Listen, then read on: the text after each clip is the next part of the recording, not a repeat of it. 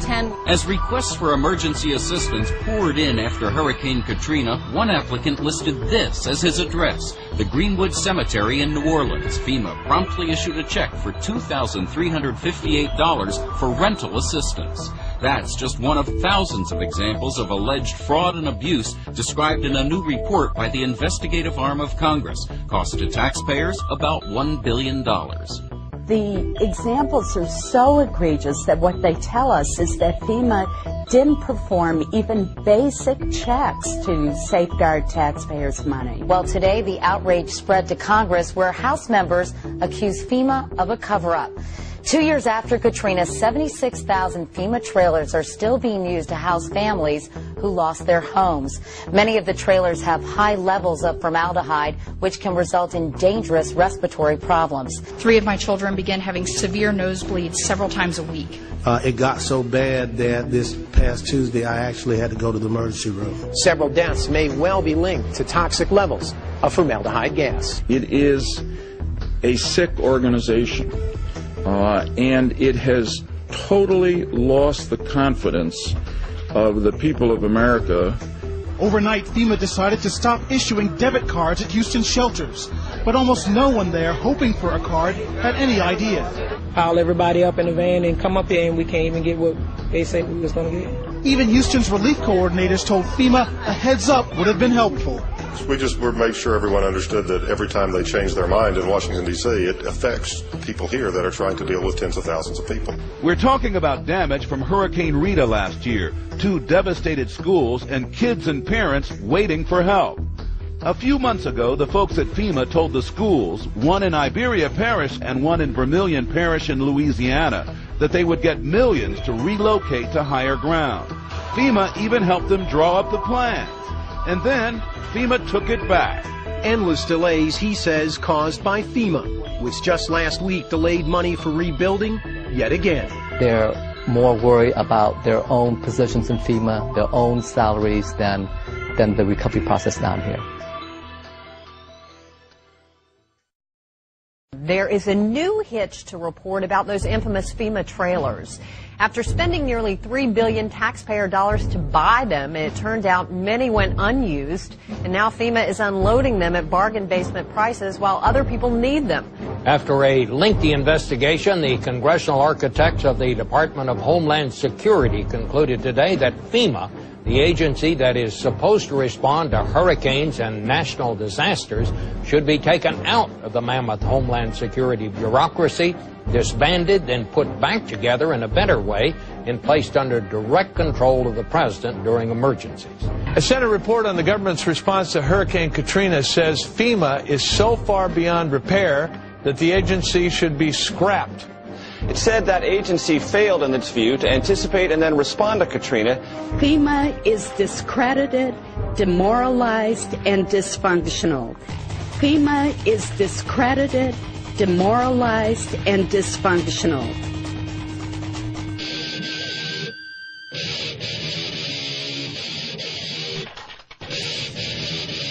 In the mid-1970s, the discredited federal government was more scared of the public than ever, coming off the years of Richard Nixon. And so 2 Cold Warriors inside the White House of Gerald Ford began to bring back some of the Cold War ideas of an executive takeover of the United States through a emergency federal agency. And those individuals were Donald Rumsfeld and Dick Cheney. And so really what we see being set up by Jimmy Carter in 1979 is just a continuation of federal policy to expand a federal takeover plan for continuity of government. And so that's what the Federal Emergency Management Agency was really set up for.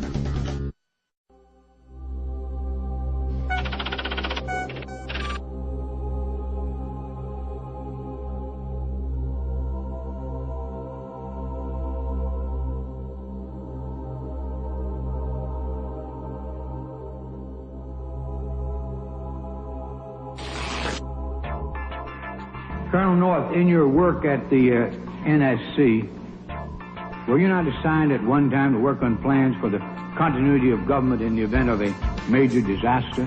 Mr. Chairman. I believe that question touches upon a highly sensitive and classified area, so may I request that you not touch upon that, sir. One of the programs that got exposed during Iran-Contra was Rex 84.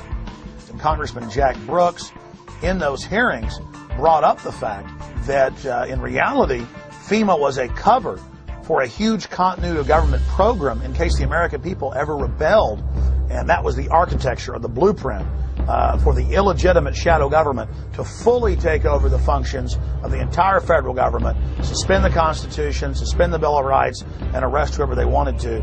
And FEMA was going to control the camps that the people were going to be put into. And FEMA would be the main governmental institution with different directors over every agency.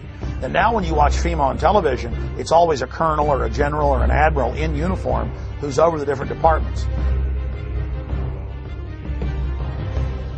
The martial law portions of Rex 84 were outlined in a 1982 memo written by FEMA Deputy John Brinkerhoff.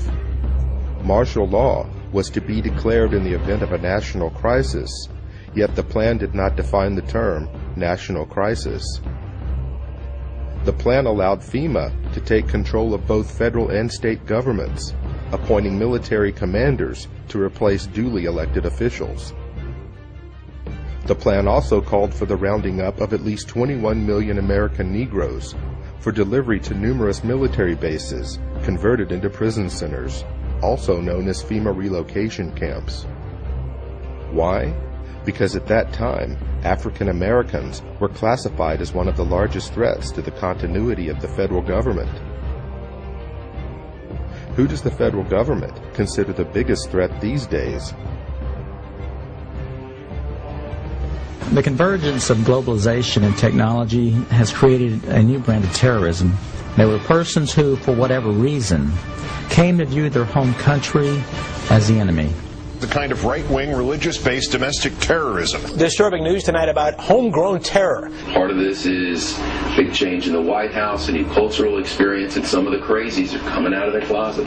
Right now, it looks like there is no connection between the men arrested and any known terrorist cell. Homegrown. Homegrown, I should say.